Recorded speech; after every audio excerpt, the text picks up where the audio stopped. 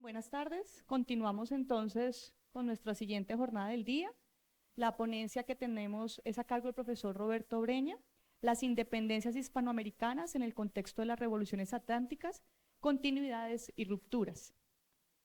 Roberto Breña es doctor en Ciencia Política de la Universidad Complutense de Madrid, profesor e investigador del Centro de Estudios Internacionales del Colegio de México, en donde imparte cursos de Historia de las Ideas y de Teoría Política. Es también profesor en el doctorado en Historia de la misma institución, autor de El primer liberalismo español y los procesos de emancipación en América, México Colmex 2006, y del Imperio de las Circunstancias, Madrid, Marcial Pons de 2012. Editor de los libros En el umbral de las revoluciones hispánicas, también publicado en Madrid en 2010, y Cádiz a debate, publicado en México en 2014. Actualmente centra su interés en las revoluciones atlánticas. Ha publicado más de 50 artículos y capítulos de libros de historia política, historia intelectual e historiografía. Ha sido profesor invitado en universidades de España, Francia, Estados Unidos y Canadá. El profesor Roberto tendrá aproximadamente 1 hora para su presentación y luego daremos 15 minutos para preguntas y comentarios. Gracias. ¿Cómo están? Buenas tardes. Bueno, primero que nada, los agradecimientos, y luego les 2, 3 cuestiones, vamos a decir, técnicas, y ya luego empiezo con la presentación propiamente dicha. Lo primero, pues, agradecer a Constanza la invitación de Constanza y del Museo Colonial, la invitación para venir desde México. Yo encantado de la vida, no es la primera vez que vengo. Con motivo de los bicentenarios vine un par de veces, pero hace mucho tiempo que no venía a Colombia y lo hago con muchísimo gusto. Y agradecerle también a Viviana, que desde hace meses está encargada de toda la cuestión logística, y aquí en los participantes, por lo menos yo, algo de lata le he dado durante los últimos meses. Gracias a ambas. A ver, sobre la cuestión que tiene que ver con las imágenes, estas imágenes se van a ir pasando. Tienen que ver obviamente con lo que voy a referir, pero yo no voy a estar haciendo referencia explícita a las imágenes porque no es necesario. Hacen referencia, esa por ejemplo que están viendo ahí, hace referencia a una de las revoluciones atlánticas. Voy a empezar, por cierto, por aclarar el panorama. Por supuesto que ya sé que aquí hay varios expertos, pero la mayoría de los que están aquí no son expertos, así es que voy a decir de qué se va a tratar esto y de qué quiero decir cuando hablo de revoluciones atlánticas. Entonces, no importa que yo me pase enfrente de las imágenes, yo voy a estarme moviendo. No me gusta presentar estático y mucho menos sentado.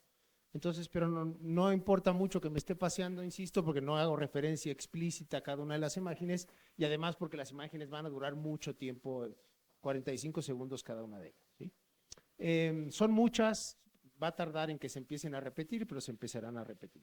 Bueno, la otra cuestión tiene que ver con, por eso puse el reloj aquí, son 20 para las 6. Yo me voy a tardar, me dieron hasta 1 hora, pero yo no voy a hablar 1 hora. Y no voy a hablar 1 hora porque a mí me interesa mucho más, y creo que a varios de ustedes quizás también, poder externar sus dudas, preguntas, cuestionamientos, etcétera.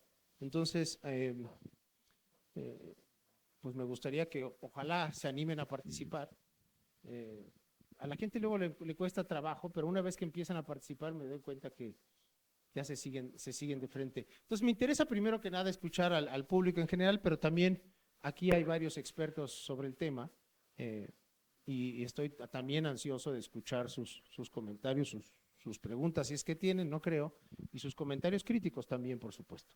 Entonces, bueno, empiezo por el título de esta presentación. El título es Las independencias hispanoamericanas en el contexto de las revoluciones atlánticas, continuidades y rupturas, ¿no? Entonces, empiezo por cuestiones que pueden parecer perogrulladas, pero creo que no lo son tanto. Yo creo que los términos en ciencias sociales y humanidades, las palabras son fundamentales, los términos son fundamentales, los conceptos son fundamentales, y ninguno se utiliza gratuitamente. Y si no se utilizan gratuitamente es por muchas razones. Entonces, cuando yo digo las independencias hispanoamericanas, yo pude haber dicho también ahí los procesos emancipadores o las emancipaciones americanas o hispanoamericanas o las revoluciones hispanoamericanas. el término independencia tiene una connotación que creo que es importante empezar por ahí y aclararlo. Todos, iba a decir la mayoría, yo diría que prácticamente todos los procesos que derivaron en independencias en la América Española no se iniciaron como procesos de independencia, se iniciaron como procesos de otra cosa. Le podemos llamar de emancipación, le podemos llamar de autonomía, en todo caso, no eran de independencia en el sentido de que nosotros entendemos la palabra independencia, ¿no? Entonces, quiero empezar por ahí, porque esta presentación va a ser mucho de cuestiones terminológicas, porque la historiografía en buena medida son cuestiones terminológicas. Y la segunda aclaración es la expresión de revoluciones atlánticas. ¿Cuáles son las revoluciones atlánticas? La primera es la independencia de las 13 colonias, o revolución de las 13 colonias, por eso la imagen que vieron hace un rato. La segunda es la Revolución Francesa. La tercera es la Revolución Haitiana. Y las cuartas y últimas son las emancipaciones americanas o las independencias americanas, o más precisamente hispanoamericanas, pero no solamente eso. Cuando se habla de revoluciones hispánicas, no se está haciendo referencia nada más a las independencias hispanoamericanas, sino también se está haciendo referencia a lo que pasó en la metrópoli, o sea, lo que pasó en España, y ese es uno de los grandes cambios de la historiografía que se ocupa del tema, pues ya tiene, digamos, de mediados de los 80 a la fecha, uno de los grandes, no es un hallazgo, pero vamos a decir una de las grandes contribuciones de esa historiografía, que ahora yo diría que ya está asentada, aunque hay expresiones en varios países de América Latina que podrían hacer pensar lo contrario, es reconocer la importancia de eso que la historiografía actual denomina el primer liberalismo español, ¿no? Entonces, algunas de las imágenes que van a ver ustedes tienen que ver con el primer liberalismo español, que es básicamente el primer liberalismo español, es lo que sucedió en la madre patria, o sea, en la metrópoli, o sea, en España, en la capital del imperio, digamos, o en el corazón del imperio, primero entre 1810 y 1814, y luego regresan los liberales otra vez al poder en España entre 1820 y 23. En total, no son muchos años, pero si ustedes reparan en los años, pues no es una cuestión menor. 1810, 14 y 2023 son años que son cruciales en lo que tienen que ver con los procesos emancipadores americanos. Entonces, y ahora por eso es que se habla de revoluciones, o revolución hispánica en singular, o revoluciones hispánicas en plural. ¿Y eso qué quiere decir? Que no son solamente las independencias hispanoamericanas o los procesos emancipadores hispanoamericanos, sino también lo que sucede en la metrópoli en ese primer cuarto del siglo XIX. Ahora, a ver, aquí hay dos cuestiones o dos problemas o problemáticas historiográficas que se plantean de entrada a cualquiera que se ocupe de estos temas, que es la cuestión de las generalizaciones, ¿no? Los historiadores de las independencias hispanoamericanas tendemos a generalizar con demasiada, yo diría demasiada despreocupación, incluso hasta displicencia, ¿no? Se habla de los procesos independentistas hispanoamericanos. Y sin embargo, si nosotros desglosamos, yo puedo identificar cuando menos 8 procesos distintos, ¿no? Y no les quiero decir las diferencias que existen entre, bueno, puedo empezar por el de la Nueva España, o sea, de México, mi país, porque se me olvidó, bueno, ya me presentó Viviana, ya saben, yo soy profesor del Colegio de México. En todo caso, el proceso emancipador novohispano, si ustedes lo contrastan con lo que pasa lo que sucede en el Virreinato del Perú, o si lo contrastan con lo que pasa en el Virreinato del Río de la Plata, y ya por no hablar con lo que sucede aquí, y por supuesto que vamos a llegar a lo que sucede aquí, aunque yo no me voy a detener en ningún proceso en particular. Si quieren, a la hora de las preguntas y del intercambio con ustedes, con gusto le entramos a procesos particulares, pero la verdad es que no me da el tiempo del que dispongo, no me da para detenerme en cada uno de esos procesos. Lo que sí les digo, créanmelo, es que son procesos, incluso se podrían considerar hasta 10, ¿no?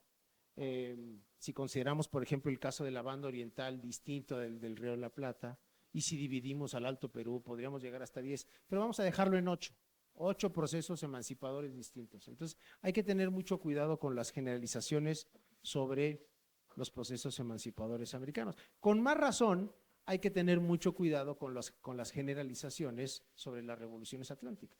Imagínense ustedes las diferencias entre la revolución de las 13 colonias o la independencia de las 13 colonias con la Revolución Francesa, con la Revolución Haitiana, que no dije independencia haitiana porque una de las características de esa revolución es que de sus 13 años de existencia, 1791, 1804, resulta que solamente se convierte en un proceso independentista hasta 1802, o sea, justamente 2 años antes de terminar. Entonces, esto para que, hombre, calibren un poco la importancia de no generalizar indiscriminadamente, ¿no? Y si se van a hacer generalizaciones, y esa sería una de las grandes críticas que yo haría a buena parte de la historiografía actual, pues entonces tenemos que estar haciendo constantemente matices, prevenciones y llamadas cautelares, vamos a decirlo así. Ahora, otro problema, y este es un problema que tiene que ver tanto con las revoluciones hispanoamericanas o independencias hispanoamericanas y con las revoluciones atlánticas, es la cuestión de la solidez, vamos a llamarlo así, de las historiografías sobre cada uno de estos procesos. Como ustedes pueden suponer, la historiografía sobre la revolución de las 13 colonias o independencia de las 13 colonias, porque si me apuran, quizás una de las menos revolucionarias de las revoluciones atlánticas es sin duda la de las 13 colonias y luego vamos a ver por qué. Pero en todo caso, estaba en la cuestión de… claro, la densidad o el volumen de la historiografía o la solidez de las historiografías. La historiografía sobre la revolución de las 13 colonias o independencia de las 13 colonias y la Revolución Francesa es infinitamente más voluminosa, ¿sí? Y en buena medida más sólida, aunque el volumen no necesariamente se traduce en solidez, pero en este caso sí hay algo de eso. Si ustedes comparen esa historiografía con la historiografía que existe actualmente, tanto sobre la revolución haitiana o sobre las revoluciones hispanoamericanas. Por supuesto, existe todavía menos sobre la revolución haitiana.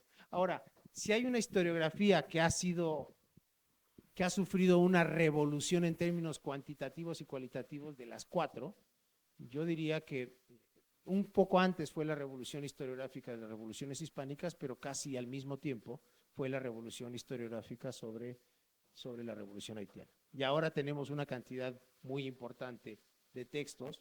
Ahora, por más importante que sea esa cantidad en términos relativos con respecto a 1980 o 1990, sigue siendo infinitamente menor que la historiografía que existe sobre las 13 colonias y sobre la Revolución Francesa. Entonces, estas son cuestiones que, insisto, para los expertos yo no les estoy descubriendo absolutamente nada nuevo, pero para el público en general no está mal que las tengan en mente en la medida en que yo avanzo a lo largo de esta charla, de esta plática. Hay otro caso, por cierto, que es un caso sui generis, y está aquí un reconocido profesor brasileño, que ya me dará la plana si digo algo que no debo, pero está también ese peculiar caso, que es el caso brasileño, y en el caso brasileño, el paso de la colonia a la independencia, yo creo que muy difícilmente se puede llamar una revolución. Fue un caso muy peculiar. La peculiaridad del caso brasileño, yo no sé qué tan familiarizados estén con el caso brasileño, pero no sé si la razón principal, el profesor Almeida me corregirá si no, quizás la razón principal de esa peculiaridad tiene que ver que durante buena parte del primer cuarto del siglo XIX, la corte portuguesa estaba nada más y nada menos que en Río de Janeiro, ¿no? Porque con la invasión napoleónica de la península ibérica en el otoño de 1807, que no es en sentido estricto, por cierto, una invasión. ¿Por qué? Porque Napoleón había firmado el Tratado de Fontainebleau con Carlos IV y por lo tanto era nada más dejar en el papel, era dejar pasar a las tropas napoleónicas para que se apoderaran de Lisboa. Pero antes de que llegaran a Lisboa, el rey y toda su corte se van a Río de Janeiro, ¿no? Y eso nos da una dimensión completamente distinta de lo que sucede en el caso brasileño, ¿no? Entonces, lo menciono nada más para que no crean que lo ignoro por completo. Hay historiadores, actualmente uno muy reconocido, que a mí me gusta mucho, además que es un amigo, João Pimenta, que está insistiendo mucho en que se considere el caso brasileño dentro del estudio de los procesos emancipadores hispanoamericanos. Yo creo que va a ser difícil que este esfuerzo que está haciendo João y otros historiadores brasileños surta el efecto que ellos quieren que tenga. Otra cosa es que si pensamos nosotros en ciertas regiones de América del Sur, concretamente pienso en la banda oriental o otras partes del Virreinato del Río de la Plata, es imposible estudiar los procesos emancipadores hispanoamericanos y no ocuparse de una u otra manera con lo que pasa en Brasil, ¿no? Pero insisto, yo creo que es un caso bastante peculiar. No es ninguna casualidad que ningún libro sobre revoluciones atlánticas incluya al caso brasileño dentro de las revoluciones atlánticas. Hasta la fecha, ninguno de los que yo conozco, y me conozco bastantes, considera el caso brasileño. Pero lo dejo mencionado porque, insisto, también ese es uno de los grandes cambios de la historiografía sobre el estudio de este periodo, ¿no? El no ignorar de la manera en que se había ignorado hasta hace relativamente poco lo que aconteció en Brasil. Bueno, a ver, sobre las emancipaciones o independencias o revoluciones hispanoamericanas. ¿Cuál ha sido quizás, he hablado de una revolución historiográfica, bueno, cuál ha sido quizás el punto, no sé si el punto, son varios puntos, pero uno de ellos sin duda muy importante que marca esta revolución historiográfica es el paso de estudiar las revoluciones, cada una de las revoluciones, los colombianos estudiando la colombiana, los venezolanos la venezolana, los peruanos la peruana, pasar de eso primero a una revolución, vamos a decir, hispánica, ¿no? Y de ahí se empezó a pasar hace 2 décadas a una revolución atlántica. Y de ahí ya se está pasando, o están queriendo pasar algunos historiadores a la historia global. Si se fijan ustedes, cada vez más vamos a suponer que allá abajo están las independencias hispanoamericanas. Parecería que yo, para estudiarlas como Dios manda, vamos a ponerle todas las comillas a la expresión, pero para estudiarlas cabalmente o en profundidad, yo tendría que estar subiendo cada vez más el ente, ¿no? Y pasando de lo nacional, incluso de lo local, a lo regional, a lo nacional, a lo hispánico, a lo atlántico y a lo global. Existe una especie de, yo diría que es un mito, porque para mí no procede, en la historiografía actual, que ahora todo hay que estudiar, mientras más globalicemos los problemas, mejor. Yo creo que eso tiene muchísimos bemoles. No puedo entrar aquí a discutir la historia global, pero yo creo que tiene muchos bemoles y no veo razón alguna para suponer o presuponer que mientras más subo, en este caso para seguir con el símil, mientras más subo la lente, más voy a entender un determinado proceso histórico. Aquí, una vez más, y esto es algo que va a surgir al final de la charla,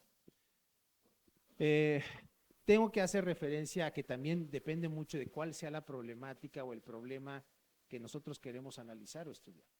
Hay ciertas problemáticas que o se analizan localmente o simple y sencillamente no se pueden estudiar. Ahora, una de las grandes críticas que se ha hecho a la historiografía, no solamente a la historiografía hispanoamericana, sino a la historiografía occidental en general, es que durante mucho tiempo se estudiaban cuestiones cada vez más limitadas y cada vez más circunscritas, tanto en términos geográficos como en términos cronológicos. La historia hispánica y luego la atlántica y ahora la global es en buena medida ir en contra de eso, ¿no? Ahora, vuelvo esta cuestión es crucial. Dependiendo de cuál sea, cuáles son las preguntas que queremos responder, cuáles son las hipótesis que tenemos, a dónde queremos llegar, pues nosotros podemos movernos en diferentes niveles, ¿no? Estas no son, digamos que no son disyuntivas o no son juegos de suma cero, pero claramente ustedes no tienen más que ver los títulos. Váyanse a la sección de historia de una librería en cualquier país anglosajón y van a ver la cantidad de títulos que en el título tienen, de libros que en el título tienen o el término atlántico o el término global. Eso tiene que ver, por cierto, con algo, se habla mucho de la moda en la ropa, etcétera.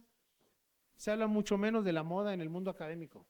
El mundo académico está tan sujeto a modas como cualquier otro mundo, ¿eh? Lo que pasa es que a los intelectuales o a los académicos o a los profesores no nos gusta decir eso, pero estamos tan sujetos a las modas como cualquier otro de esos mundos sujetos a las modas. Y yo creo que el mundo, la historia atlántica y la historia global son parte de esa moda. ¿Que han dado frutos? Claramente han dado frutos, pero han dado mucho menos frutos de los que se cacarea con demasiada frecuencia desde mi punto de vista. A ver, y sigo con esta cuestión de dejar de estudiar, y eso sin duda fue un paso positivo. Yo creo que fue muy positivo que se dejara de estudiar a los colombianos estudiando la independencia colombiana, a los venezolanos la independencia venezolana, los argentinos de Argentina. ¿Y esto por qué? Pues la razón es tan simple como que eran todos esos territorios parte de un solo imperio, ¿no? Del imperio español en América. Y por lo tanto, acercarse al primer cuarto del siglo XIX desde la perspectiva nacional, pues puede sonar un poco fuerte la expresión, pero no tiene mucho sentido. A mí no me parece que no tiene mucho sentido, ¿no? Y además, si ustedes quieren dar con las peculiaridades de un proceso, si ustedes colombianos quieren saber cuáles son las peculiaridades del proceso colombiano en cuanto a su independencia, la única manera de saberlo es conocer los otros 7, 8, 9 o 10 procesos emancipadores americanos. De otra manera, y les voy a dar un ejemplo porque a veces quizás les suenan demasiado generales mis afirmaciones, y eso, insisto, las podemos aterrizar a la hora del intercambio. Pero en todo caso, les doy un ejemplo. A los historiadores mexicanos les encanta hablar del liberalismo del proceso emancipador novohispano, o sea, de la independencia mexicana. Bueno, ustedes contrastan el liberalismo del proceso emancipador novohispano con el liberalismo de los restantes, de prácticamente todos. Si me apuran, y que no me oigan mis colegas mexicanos, lo voy a decir así, podría hacer muchos matices, pero lo voy a decir así, el menos liberal de los procesos emancipadores hispanoamericanos fue el mexicano, ¿no? Ahora, ¿esto debiera sorprendernos? Pues a lo mejor no, porque si conocemos algo de ese proceso y sabemos que al frente de ese proceso estuvieron 2 sacerdotes, pues entonces, híjole, difícilmente si estaban 2 sacerdotes al frente de ese proceso iba a resultar muy liberal, difícilmente, y efectivamente, ¿no? Que por cierto, al final si quieren regreso a otro periodo de la emancipación novohispana que es una muestra para mí fehaciente de que de revolucionario tuvo muy poco. La consumación de la independencia más contrarrevolucionaria o más conservadora de todas es sin duda la de la Nueva España, sin duda, ¿no? Ahora, insisto, este tipo de cosas, si nosotros no conocemos todos los procesos independentistas americanos, ¿cómo podemos llegar a esas conclusiones? Pues simple y sencillamente no podemos llegar.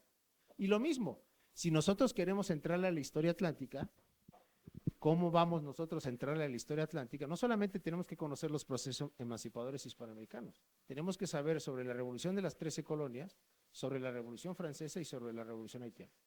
No hay otra manera de hacer historia atlántica, ¿no?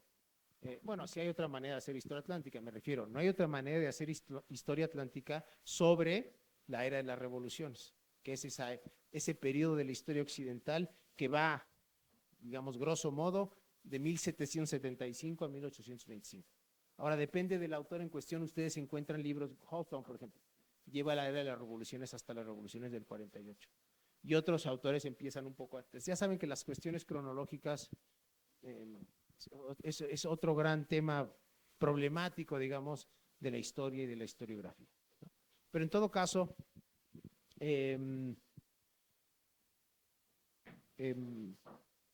lo cierto es que más allá de la cronología que nosotros le demos a la era de las revoluciones, el corazón de la era de las revoluciones se mueve entre 1775 y 1825.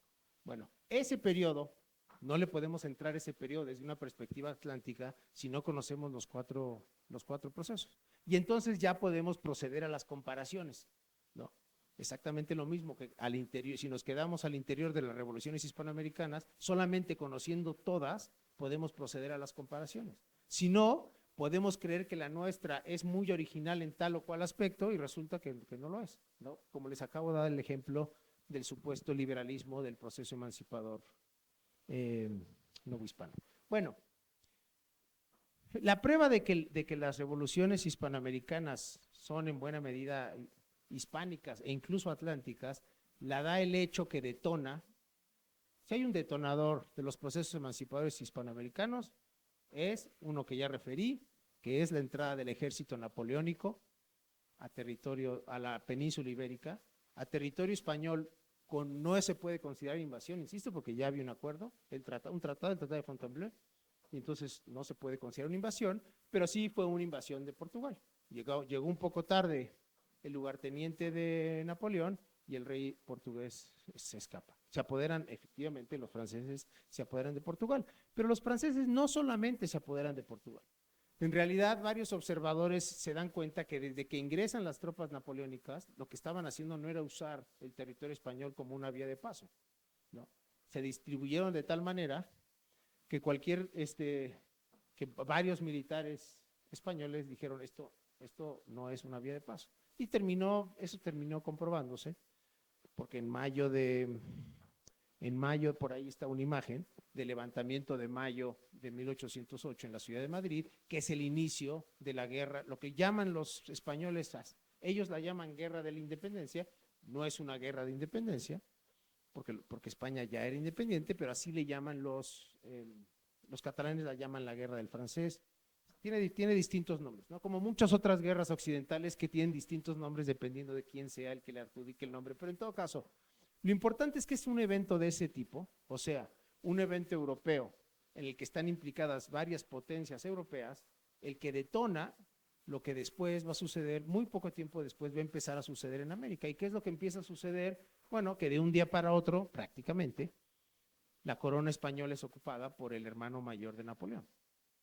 Y la inmensa mayoría, y eso se puede decir creo que con bastante certidumbre, la inmensa mayoría de los habitantes de la América española no querían saber nada del hermano de Napoleón. Y no querían saber nada del hermano de Napoleón porque en buena medida porque representaba a Francia. Y ustedes no olviden que para cualquier español promedio, lo que Francia representaba desde la Revolución Francesa era el ateísmo, era la irreligión, era el ataque a la iglesia.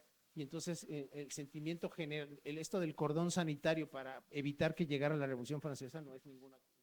Hombre, como cualquier otro cordón sanitario, nunca logran impedir que las ideas entren, pero sí pueden influir en reducir de manera importante el ingreso de noticias y de documentos procedentes de Francia, y pues eso fue efectivamente lo que sucedió. Pero en todo caso, ese es el hecho histórico que termina llevando a esa eclosión, digamos, de la política y de lo político que se da en el mundo hispánico a partir de mediados de 1808, ¿no? Y es una eclosión y es también una explosión, porque de pronto están gobernados por un rey al que no quieren. Y entonces, fíjense, esa es una de las pocas cosas que podemos generalizar sin mayor problema. Toda la América española se opuso a la designación del hermano de Napoleón como rey de España. Y en 1808 y 1809 empiezan los movimientos de diverso tipo, que ¿qué es lo que querían básicamente? Guardarle la soberanía ¿a quién? A Fernando VII, ese rey hijo de Carlos IV que Napoleón tenía prisionero en Bayona, y lo que querían era guardarle la soberanía hasta que estuviera en posibilidades de volver a ser rey. Por eso hablar de independencia en el 8 y en el 9 y en el 10 no tiene mucho sentido. Nadie en la América española en el 8 y el 9 y el 10 se expresó por una independencia tal como nosotros entendemos el término independencia. Eso la historia conceptual, por cierto. Los expertos una vez más saben lo que es la historia conceptual. En eso la historia conceptual es muy útil. Decirnos cuál es la connotación que tenía un término, un concepto en un momento específico. Bueno, nadie en el 8 y en el 9 y en el 10 y en la América española quería la independencia como la entendemos nosotros, ¿no? Ahora, eso no quita que el inicio de eso haya estado en Europa, ¿no? Y por lo tanto, las emancipaciones hispanoamericanas tienen una connotación claramente hispánica, pues es evidente porque se estaban empezando, digamos, los movimientos que llevarían a la independencia con respecto a España, ¿no? Que era una potencia europea o eminentemente europea, ¿no? Pero también es conjunto de procesos que se pueden estudiar desde la perspectiva atlántica, bueno, pues claramente sí, ¿no? No tenemos más que, ¿cuál era el mar utilizado o que se utilizó para los contactos y para los conflictos? Pues el Océano Atlántico. Y además, las únicas potencias que intervinieron no fue solamente España. Estaba Francia involucrada de manera evidente, pero estaba también involucrado Portugal y estaba involucrado Inglaterra, que obviamente estaban luchando en contra de Napoleón, ¿no? Entonces, tenemos un conflicto político y militar de dimensiones hispánicas y de dimensiones atlánticas al mismo tiempo, ¿no? Y sin mayor contradicción. Ya les mencioné la importancia de haber dejado atrás, y creo que eso ya quedó atrás. Aunque los bicentenarios, debo decir, que como que quisieron recuperar esta historia muy nacional, que más bien debería decir esta historia muy nacionalista. Yo creo que la mayoría de los mejores historiadores hispanoamericanos ya, digamos, aceptan la connotación claramente hispánica de las revoluciones hispanoamericanas, ¿no? Hay ciertos ámbitos, los de la historia política y los de la historia militar, en lo que es muy fácil decir, aquí está, supuestamente, y voy a terminar con algo que tiene que ver con la historia colombiana actual, que creo que les dejará claro lo que estoy queriendo decir, que puede uno pensar, sí, aquí está claramente una gran ruptura, ¿no? Vuelvo a la exposición que está allá afuera. Boyoacán, el papel, es una gran ruptura. Bueno, como esta exposición lo muestra, no. En muchas cosas no. ¿En qué cosas no? Pues en términos militares, en sentido estricto, bueno, fue una batalla y no hay nada más. Claro que es una ruptura. En términos políticos, hay una enorme ruptura entre el mundo colonial y el mundo del siglo XIX en la América española. ¿Qué duda cabe? ¿No? En el siglo XIX no existía eso que se llamaban elecciones. No existía eso que ahora le denominamos opinión pública. La legitimidad política era una legitimidad política que no tenía nada que ver con la legitimidad del siglo XIX. La cultura política era una cultura política que no tenía nada que ver con la de la colonia, la del siglo XIX con la de la colonia. Ahí las rupturas son mucho más fáciles de identificar. Pero si nos vamos al mundo social y cultural, y esto es lo que en buena medida hace esta exposición, pues nos damos cuenta que eso es infinitamente más difícil. Las rupturas son mucho menos rupturas de lo que se puede pensar a primera vista.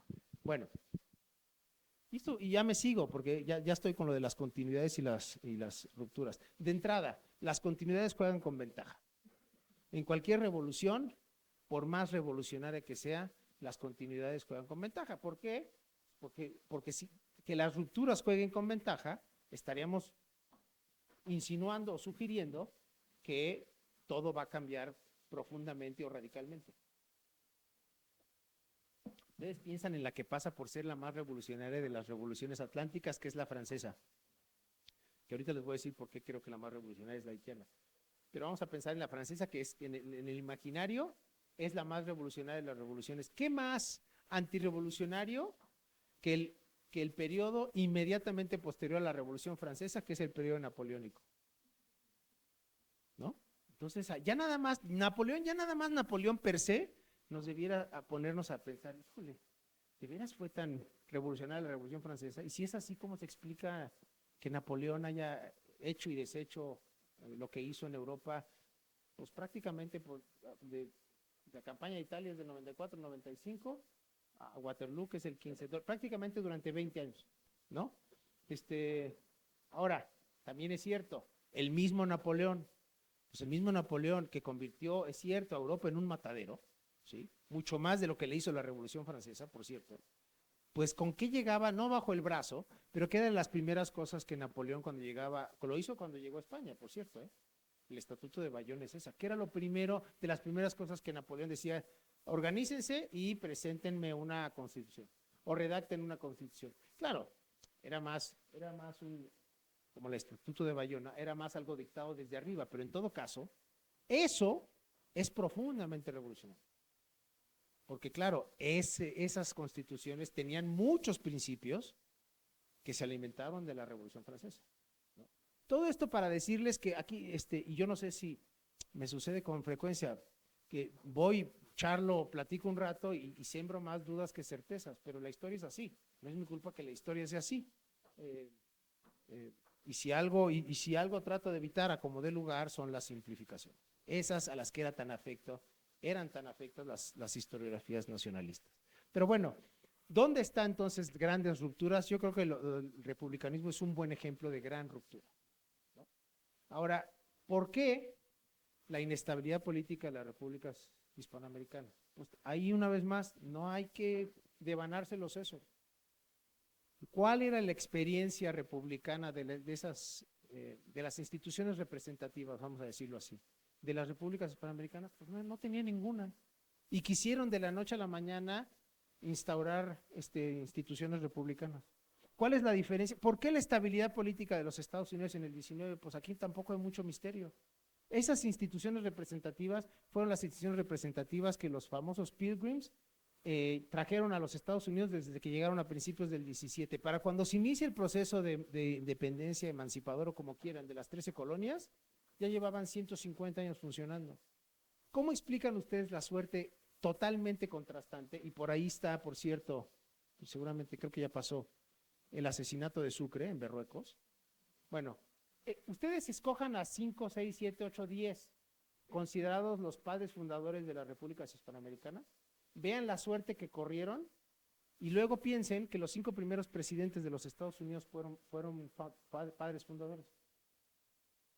Es un contraste bestial. ¿Con qué tiene que ver? Yo diría, más que con ninguna otra cosa, es que con ellos ya traían en funcionamiento esas instituciones. Se deshicieron de los ingleses y siguieron con esas instituciones y siguieron con otras muchas cosas, que por cierto, la esclavitud, por ejemplo, ¿no? La gran revolución americana mantuvo la esclavitud sin ningún problema, con varios eufemismos en la Constitución porque no quisieron utilizar el término de esclavitud, ¿no? Y esa es otra discusión en la cual no voy a entrar, pero qué tan revolucionarias fueron las revoluciones atlánticas. Pero ya regreso y termino con lo de las continuidades. ¿Por qué la revolución haitiana es quizás la más revolucionaria de todas las revoluciones atlánticas? Porque terminó con una institución, que es la esclavitud, que tenía bajita la mano 3,000 años de existir en el mundo occidental. O sea, se dice pronto, pero eso logró la revolución haitiana. Otra cosa, por cierto, es lo que los historiadores, sobre todo anglosajones, están queriendo hacer con la revolución haitiana actualmente. Y es ponernos de ejemplo de muchas otras cosas. Ejemplo de eso, sin duda que lo es. Pero ustedes revisen las constituciones, la de Toussaint Louverture y la de Dessalines, constituciones más autocráticas que esas, pues está muy difícil. Entonces, ahí es una vez más la historiografía anglosajona que se pone, le gusta como, hombre, una cosa es reconocer que no se le han dado a esa revolución el lugar que merece y otra cosa es querer convertirla en algo que no es. Pero ya regreso y termino con la cuestión de las continuidades y las rupturas. Ya les dije que las continuidades siempre juegan con ventaja. Ya les dije que en el ámbito de lo político hay que distinguir el ámbito de lo militar y lo político, en donde es relativamente fácil detectar las rupturas, con el ámbito social y cultural o sociocultural, en donde es mucho más difícil y hay que hilar mucho más fino, ¿no? Pero el liberalismo es otro buen ejemplo de una ideología tremendamente nueva y tremendamente contrastante con el antiguo régimen. No es casualidad que el liberalismo haya jugado un papel importante, no solamente en todas las revoluciones atlánticas, no con ese nombre, porque, por cierto, a lo mejor no saben ustedes que el término liberalismo con connotación política no surge ni en Estados Unidos, ni en Inglaterra, ni en Francia. Surge en las Cortes de Cádiz, finales de 1810 y 1811, y de ahí se expande al resto del mundo. O sea, el concepto liberal, tal como con una connotación política, surge en el mundo hispánico. Y no es ninguna casualidad que haya desempeñado un papel muy importante durante esos dos periodos liberales en España, del 10 al 14 y del 20 al 23, que insisto, fueron periodos breves, que son 7 años en la historia, en una centuria o en toda la historia de una nación. Pero lo que hay que fijarse es cuándo es que tiene lugar, ¿no? Y las repercusiones que eso tuvo en la América española. Y en la América española, pues claro que llegó el liberalismo, matizado con todos los matices porque esa es otra cuestión que hay que tener mucho cuidado.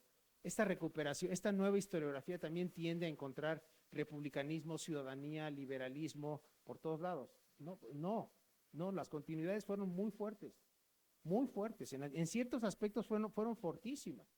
Piensen piensen en el ámbito, en la cuestión de la desigualdad, ¿no? ¿Qué pasó con el líder? Vuelvo a mi proceso emancipador, que es la Nueva España. El líder más preocupado por la cuestión de la desigualdad y la pobreza era Morelos. ¿Cuál es el proyecto que triunfa al final de la Revolución Novohispana? ¿El de Morelos o el de Agustín de Iturbide, un militar realista que había luchado durante 10 años contra los insurgentes? Morelos era un insurgente. Bueno, ustedes contrasten, hay un documento muy famoso de Morelos que se llama Los sentimientos de la nación. Comparen los 21 puntos de los sentimientos de la nación de Morelos con los 21 puntos del plan. Curiosamente, de pura casualidad, tienen 21 puntos los dos, del plan de Iguala, que es el plan de Agustín de Iturbide. Bueno, esa fue esa consumación, y en ese sentido me temo que no se distinguió de las demás. Fue la élite criolla la que venció y la que puso las condiciones. Esa no fue la revolución de independencia que comenzaron Hidalgo y Morelos, pero esa sí fue la que triunfó. Si las revoluciones hispanoamericanas le hubieran prestado más atención a la cuestión de la pobreza y la desigualdad, América Latina sería tan desigual como lo es hoy. Hombre, yo sé que es un contrafáctico, que a los historiadores o muchos historiadores les disgustan mucho, pero yo creo que es un contrafáctico que simplemente como contrafáctico, aunque sea, tiene sentido plantearse esa pregunta. Y no necesito decirles que yo creo que no serían tan desiguales las sociedades hispanoamericanas. Pero los pocos líderes que se preocuparon por esa cuestión terminaron como terminaron. Artigas es otro, por ejemplo, ¿no? Bueno, entonces, conclusiones, pónganle muchas comillas a esto de conclusiones. Pero si les tuviera que dar algunas conclusiones, están en el texto, por cierto, que yo envié aquí. Lo tomé como guión, aunque me salí en algunos puntos de esa presentación, pero están en el texto que yo envié hace una semana. Bueno, la primera es enfoque atlántico, sí. Voy a dejar de lado el global. A mí el global, ya ahorita estar hablando de historia global para referirse a las emancipaciones hispanoamericanas me parece una exageración. Con trabajos estamos lidiando apenas con el Atlántico y ya se quieren ir al global. Pero vamos a dejarlo en el Atlántico. Sí, para algunas cosas puede resultar iluminador, sí. Yo no estoy hablando contra la historia atlántica en su totalidad, sería ridículo. Yo lo único que estoy diciendo es que no hay que casarse con estos presupuestos de que, sí es historia atlántica, sí, representa mejoría, todas las mejorías que se puedan imaginar respecto a la historia desde el enfoque hispánico. Me temo que no. Todavía no hay libros, y los pocos libros que yo he visto con ese enfoque atlántico, yo no veo que aporten absolutamente nada. Entonces, sí, pero una vez más con matices y prevenciones y con cautela. Yo creo que ya otro logro de la nueva historiografía es ya dar por sentado que los eventos metropolitanos fueron importantes. ¿Qué tan importante es eso? Lo podemos discutir. Y claro, aquí una vez más, y por eso la cuestión de las generalizaciones con la que empecé, por supuesto que es más importante el primer liberalismo español para la Nueva España o para el Perú, porque ahí se puso en práctica la Constitución de Cádiz, ¿no? Aquí en algunos lugares, aquí me refiero en Colombia, en Venezuela, en algunas ciudades sí, en algunas ciudades no, ¿no? Y en el Río de la Plata, salvo en Montevideo, no se puso en práctica. Entonces la influencia, pero la importancia de los eventos metropolitanos, yo creo que la historiografía actual la mejor historiografía hispanoamericana actual, yo creo que ya no la pone en duda. Y por último, que si nos movemos en el ámbito de la historia política e intelectual, que es en el ámbito en el que yo me he movido, es el ámbito que conozco y que manejo. Yo no soy ni historiador social ni historiador cultural, y además la producción es tal. Las grandes contribuciones de los últimos años a la historia de las independencias han venido básicamente, yo diría, de la historia social y de la historia cultural. Y si yo no puedo, porque no puedo estar al tanto de lo que se hace en historia política e intelectual, querer además cubrir otros ámbitos, la verdad, simple y sencillamente, no, creo que no se puede. O se podría si se hace un trabajo en equipo, pero no individualmente. Y termino con la cuestión de lo que yo llamé aquí a la hora de hacer las notas, el riesgo bicentenario, que es el riesgo que contra el cual afortunadamente esta exposición va de manera clarísima, que es el riesgo de enfatizar las rupturas, ¿no? Una labor que se facilita, digamos, con eventos como una sola batalla, como la que ustedes acaban de celebrar hace unos días, los 200 años de Boyacá. Vuelvo al punto, es una ruptura, es una gran ruptura. Bueno, sin duda en cierto sentido, bueno, de entrada es una gran ruptura, aunque solo fuera por una razón, porque sienta las condiciones para, con mucha inestabilidad, pero sienta las condiciones como no las había sentado en ninguna otra batalla ni ningún otro acontecimiento, para eso que se llama la vida independiente de Colombia, ¿no? Ahora, y con eso termino. Como esta exposición lo muestra bien, Boyacá fue menos esa gran ruptura que se les vendió a ustedes, como a mí me venden las batallas de mi proceso emancipador, y a los argentinos las batallas argentinas, en fin, como grandes rupturas. Bueno, desde cierto punto de vista, bastante acotado diría yo, son grandes rupturas. A ver, retiro lo de bastante acotado. Ya les dije que en el ámbito político el contraste entre el antiguo régimen o la colonia y el siglo XIX es abismal. Es como el mundo vuelto al revés. Estamos ante dos mundos completamente distintos. Ahí hay ruptura y creo que es incuestionable. Pero con el ejemplo con el que termino, es un ejemplo que tiene que ver con ustedes y que creo que da una idea, o les va a servir a ustedes, me gustaría pensar que les va a servir a ustedes para ilustrar esta cuestión tan peliaguda que es lo de las rupturas y las continuidades, y qué tanta ruptura y qué tanta continuidad, porque está de más que lo diga, ya creo que lo dije al principio, no es un juego de suma cero, o no es una disyuntiva, siempre hay algo de ambas. Pero que los eventos en concreto son menos rupturas de lo que se puede pensar, se me ocurre ahora que estuve leyendo ahora el fin de semana, ayer, la nota, más que una nota, un artículo muy extenso en El País sobre lo que está pasando ahora aquí en Colombia. En los acuerdos de paz de hace 2 años y medio, en el papel son una gran ruptura, ¿sí? Pero si yo entendí bien ese texto que yo leí en El País, pero además si entiendo bien muchos otros textos que he leído, porque le sigo la pista, la historia, no la historia, la política latinoamericana contemporánea, eso que en el papel aparecía como una gran ruptura, pues puede resultar, no estoy diciendo que no vaya a ser una ruptura, espero que lo sea además, en el sentido en que ustedes, supongo que muchos de ustedes comparten, pero resulta o parecería que en muchos otros aspectos, nada irrelevantes, pues está en duda que haya sido la gran ruptura.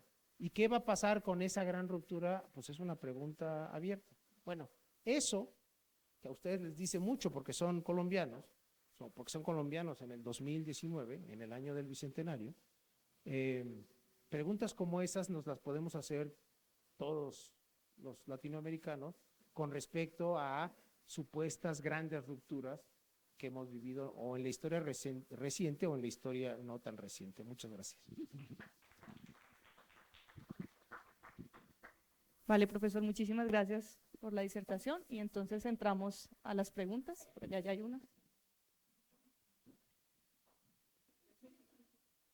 Es que es curioso porque hace ya no recuerdo cuánto, aquí en el Archivo Nacional, hubo un congreso sobre la Reconquista, que es un proceso particular de acá, de Colombia. Y pasó lo mismo que en tu intervención, o sea, se reunieron cierta cantidad de académicos de diferentes países latinoamericanos a mostrar cómo los procesos independentistas no eran ni tan revolucionarios ni tan independientes como una historiografía que ellos no mencionaron nos tenía acostumbrados. Recuerdo específicamente un profesor mexicano de historia económica que a punta de análisis de los libros de cuentas en la Nueva España mostró cómo el sistema fiscal de la monarquía era mucho más flexible y cauto con las particularidades tributarias de las comunidades. Sin embargo, en términos de opinión pública y a nivel de formación educativa, nos siguen vendiendo esa historia heroica de la independencia. La celebración del bicentenario ahora mismo en nuestro país declara el éxito de ese relato. Ahora sí la pregunta es como, ¿qué necesita exactamente una forma de contar la historia para encaminarse hacia una transformación de los relatos? Lo siento. ¿Bien, más preguntas?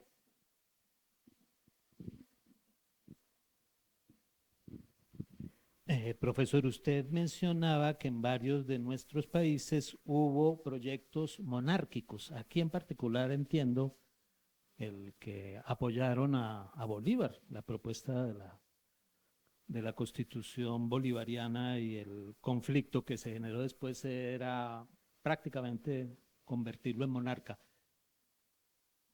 En México también sabemos de Iturbide, que tuvo imperio, güey, pero en los otros países también hubo proyectos monárquicos.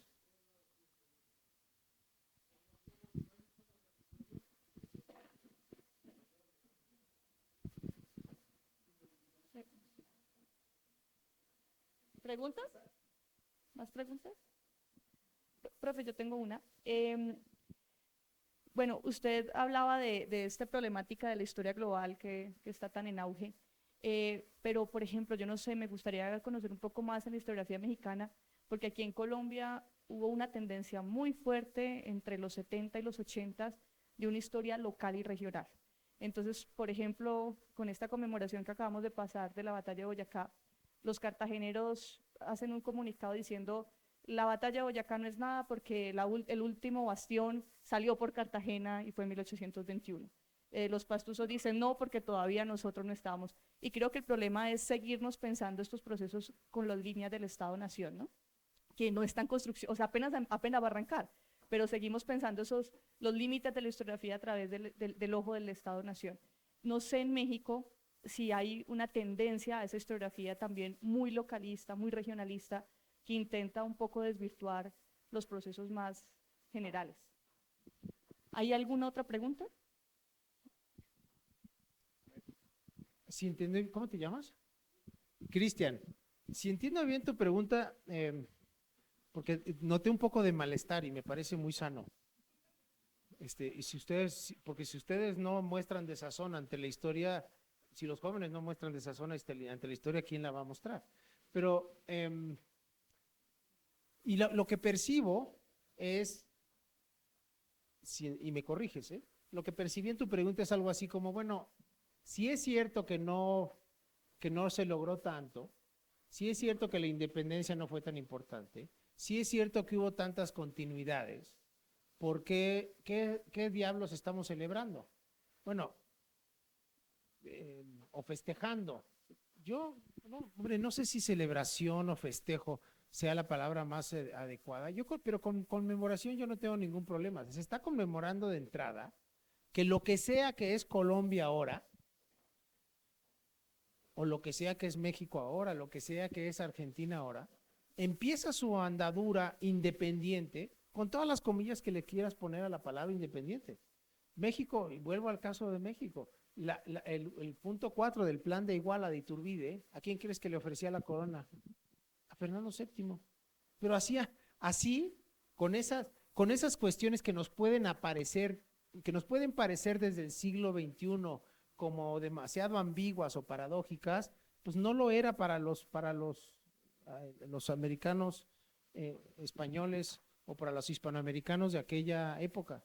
Y yo creo que sí hay que conmemorar que eso que sea que somos, con todas las limitaciones en cada uno de los países y por diferentes razones, inicia su andadura gracias a una serie de hombres y mujeres, pues que pusieron, ahora sí que, pues pusieron su vida, muchos de ellos su vida en la raya, para lograr eso.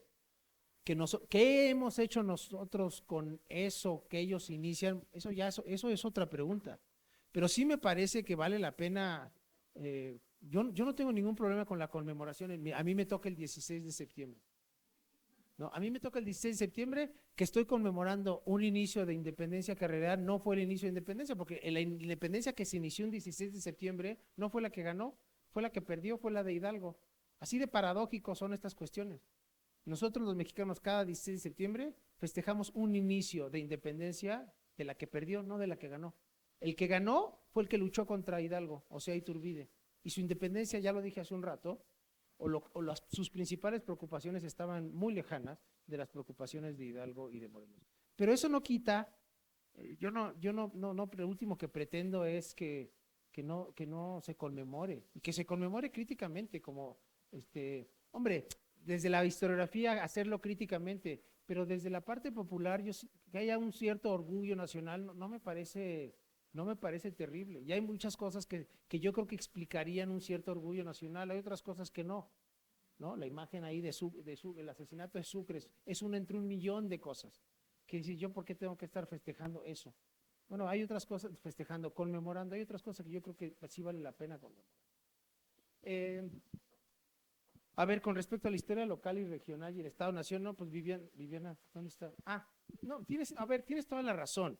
Lo que pasa, en lo único que el único matiz que haría, sí es cierto que en México también hubo un auge de la historia local y de la historia regional.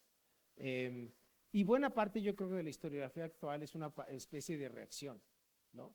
A hacer estudios cada vez más circunscritos sobre problemáticas cada vez más circunscritas. Ahora, yo no creo que eso necesariamente le quite al estudio en este caso, tú te referiste a que, bueno, los cartageneros dicen que no es tan importante Boyacá por X, los pastusos dicen que no es tan importante por tal otra cosa.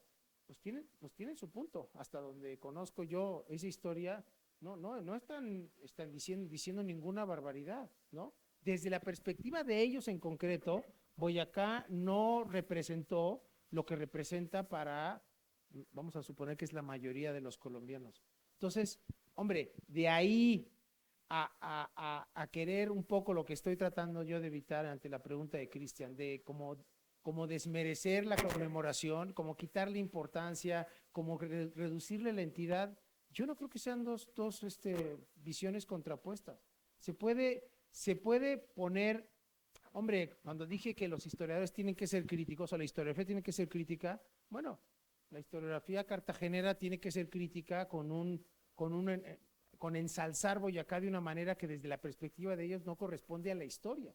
En última instancia estamos hablando también de historia.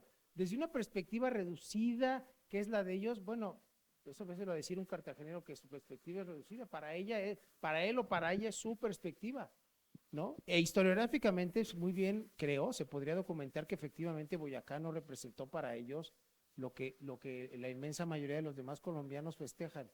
Eso quiere decir disminuir, desmerecer Boyacá. Yo creo que no es indispensable, pero seguramente hay algunos historiadores, incluso hay algunos aquí presentes que disienten de mí.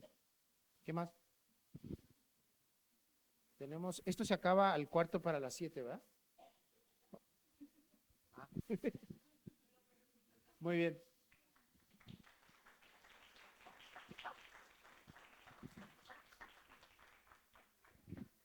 Bien, muchísimas gracias a todos ustedes por acompañarnos.